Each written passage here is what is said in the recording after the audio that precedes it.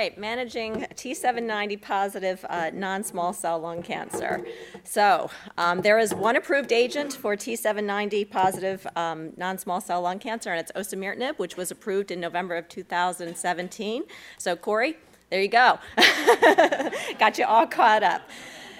Just kidding. It's a little bit more complicated than that. And these are the NCCN guidelines, which we just saw. And you'll see that after you have the first-line agents for EGFR-mutated positive non-small cell lung cancer, in progression, osimertinib comes in first line, or comes in as a prime candidate for all progression events, but you need to demonstrate T790M mutation. So, mechanisms of resistance for EGFR-mutated lung cancer. The majority are T790M, which is found in about 60% of biopsies of patients who have progression. Other methodologies or other modes of progression, well, there are small numbers of patients that actually transform to small cell, and that's certainly important to know about. There is MET amplification as a method of resistance, as well as HER2 mutations that are observed. Osimertinib as a third-generation EGFR TKI overcomes steric hindrance of the binding of the T790M positive non-small cell. So T790M is a gatekeeper mutation. It inhibits the binding of first-generation EGFR TKIs. So I have here on the side the list of some agents that have been looked at as a way to inhibit T790M. These agents tend to have a lower affinity for wild-type EGFR mutations. So as a class, they have lower rates of skin toxicity and diarrhea-associated side effects. We're going to talk about osimertinib, or AZD9291, which I mentioned was FDA approved in November of 2015.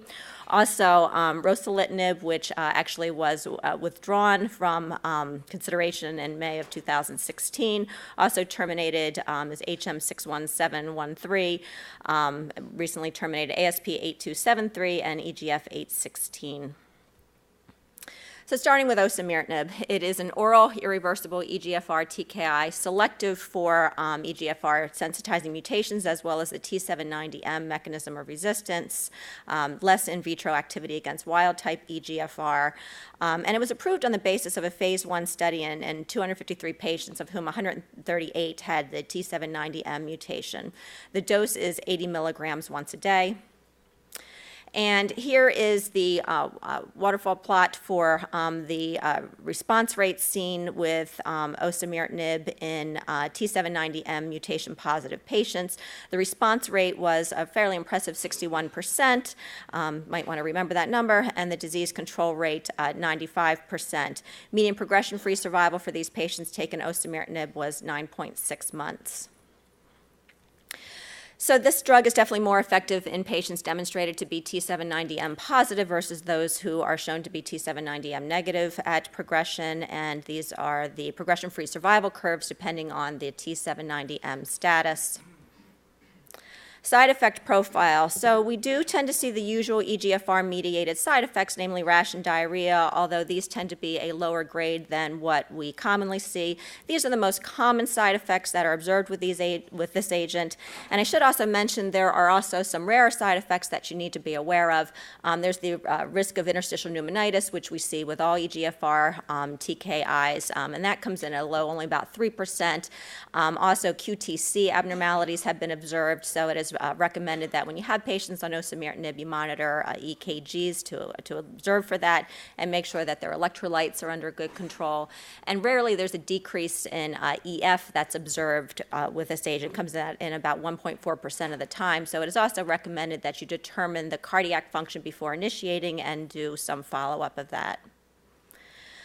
So ARA3 is a phase 3 study that looked at osimertinib versus platinum and pemetrexed chemotherapy following initial EGFR TKI therapy in patients who were found to be T790M positive. And there was a press release in July of 2016 that the progression-free overall survival and duration of response were improved for patients on the osimertinib arm versus those who got chemotherapy.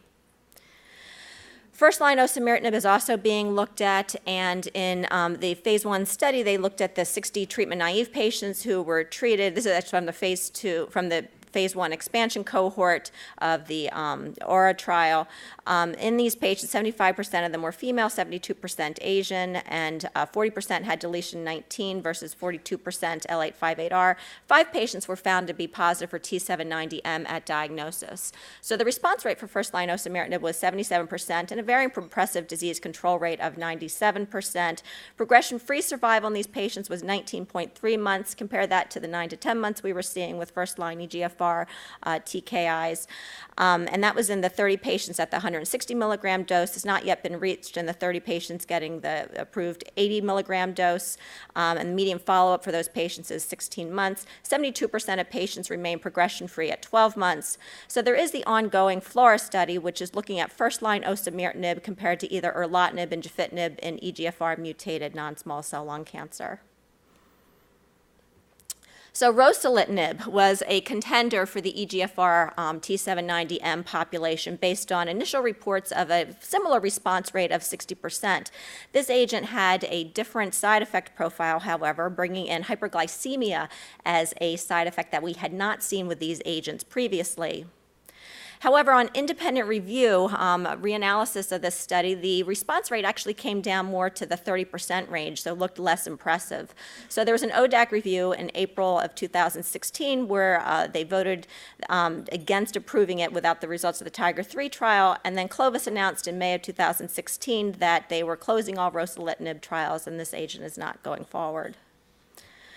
So T790 status, how does one determine it? Biopsy is the gold standard, but you need to specifically make sure that the biopsy specimen is being tested for T790 and not just the typical activating mutations of deletion 19 and L858R. Biopsy is the only way to evaluate for whether or not your patient has one of these rare small cell transformations, but there are now blood and urine tests that can evaluate for T790 status as well as initial EGFR status in the first place. So which test is most likely to find whether your patient is T790M? This was looked at in the context of both the ruxolitinib and the osimertinib trials. Heather Wakely presented at ASCO an analysis looking at tissue, urine, and plasma. Any modality has a pretty good likelihood of finding T790M status. In fact, 60% of the patients they looked at, the 174 patients they looked at who were found to be T790M positive by some modality, were found to have T790M positivity by any of the 3 modalities. Disturbingly, however, there were cases, not very high, but in the 3 to 4% range, where you required either the urine or the blood or the tissue to determine that the patient was T790M positive, arguing that if you really want to find that status, you might need to do all 3 tests, or you could be missing some of these patients. So Oxnard looked at this in the context of the osimertinib studies in 176 patients looking at plasma and tissue. Once again, plasma and tissue was able to find the T790M positivity in 60% of patients. Tissue was a little bit better, able to find it 90% of the time relative to 73% of the time in plasma.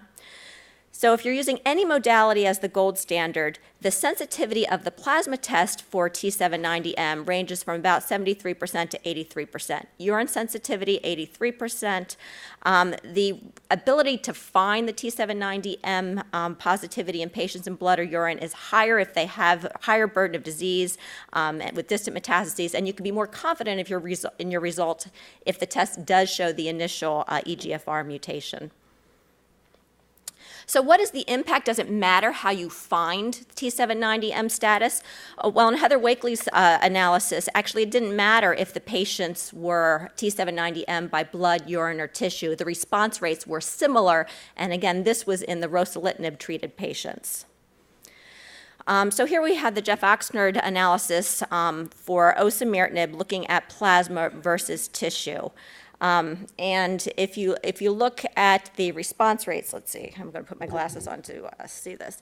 The response rates were similar for those patients who were positive by either tissue or by blood, but if you looked at which one was more important, the patients who were positive for T790 in the plasma did better if they were also positive in the tissue by a smaller amount, but what we found was that you were missing patients.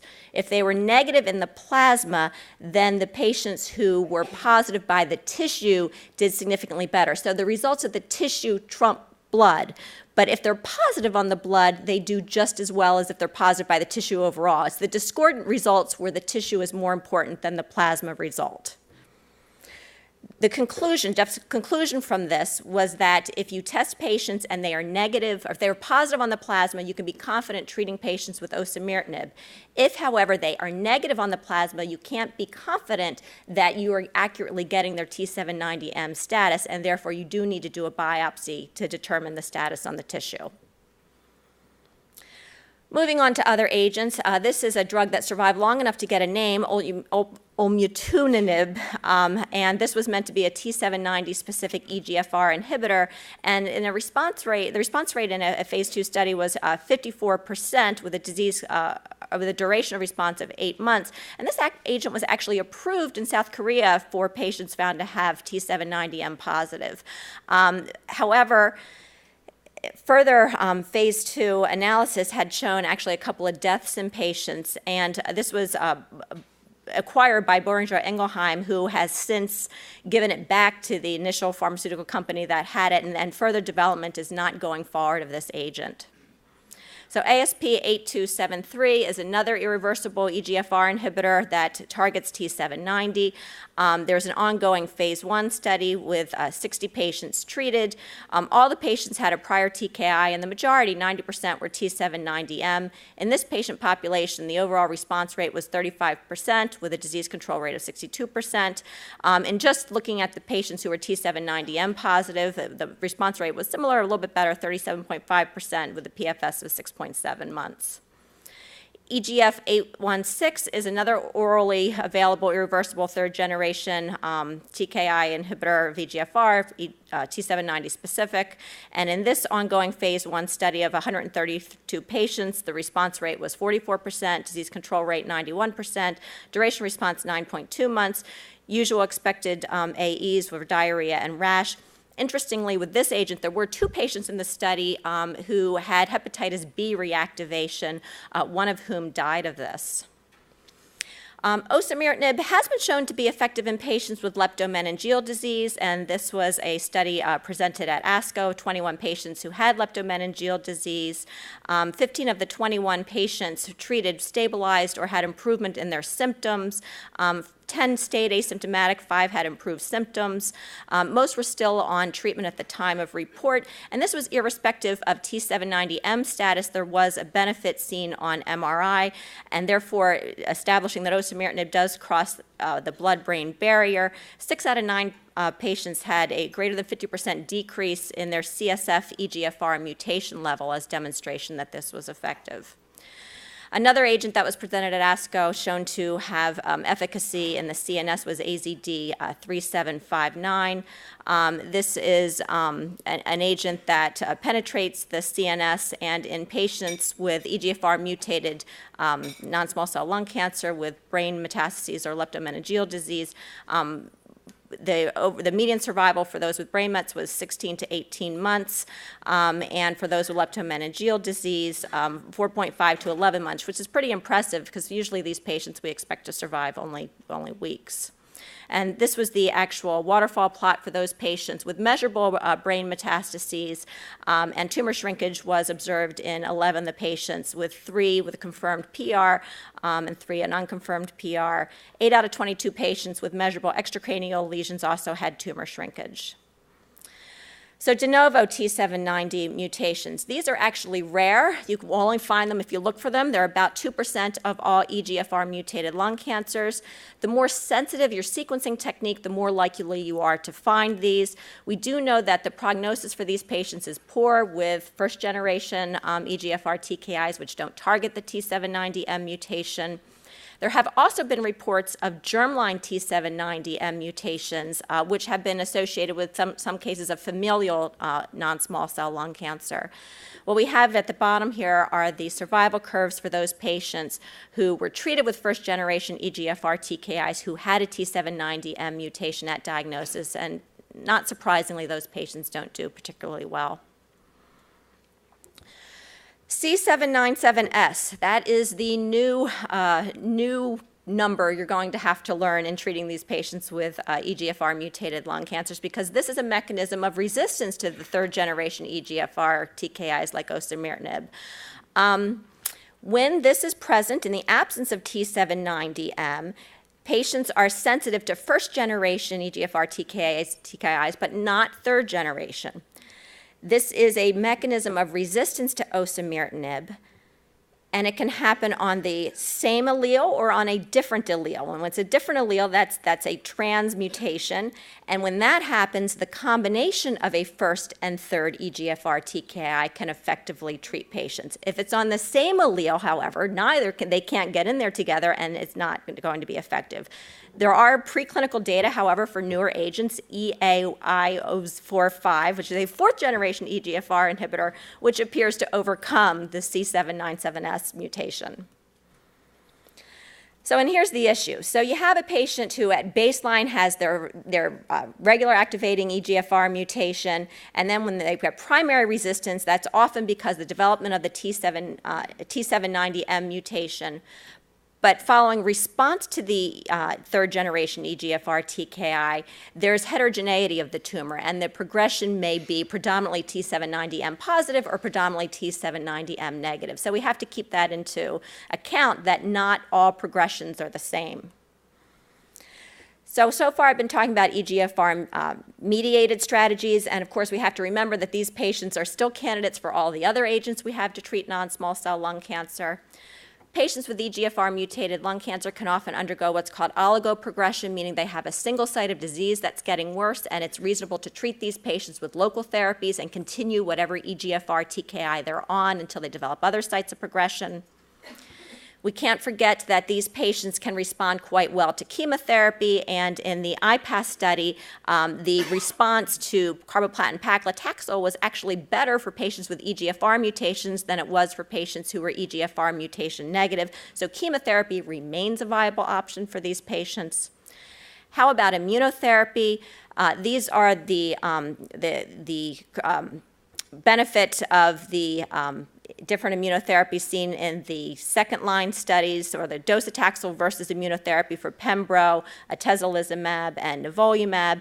And what we see is that the patients who had mutant EGFR actually did not seem to have the same benefit from immunotherapy. They crossed the one line for their hazard ratio, where they seemed to maybe not do worse with immunotherapy, but certainly trending toward better with chemotherapy relative to patients who were EGFR wild type. So conclusions: when you're treating patients with EGFR-mutated non-small cell lung cancer, at progression, you need to determine the T790M status. You can do this on tissue, blood, urine, or a combination. And you need to realize whatever modality you use might be missing some patients that you would pick up on a different testing modality. You can't forget about small cell transformation. For that reason, biopsy remains important, particularly in a patient who seems to be progressing rapidly, because if they have small cell transformation, you're going to want to address that with chemotherapy. Determination of T790M status is less critical in cases of oligoprogression if you're going to treat that patient with local therapy, because it's reasonable to stay on the first-generation EGFR TKI regardless of the T790M status at the site of progression. But it's not a bad idea to figure out what the status is, because then you have that in the bank to use osimertinib for the next progression event. There is approved effective therapy for T790M mutation tumors that are resistant to the first-generation EGFR TKIs. You need to keep testing at progression events. You need to make sure that T790M is on your test that you're getting, and that can be done with next-generation sequencing. Don't forget about chemotherapy in these patients, and unfortunately, immunotherapy has been disappointing in EGFR-mutated patients. That's it.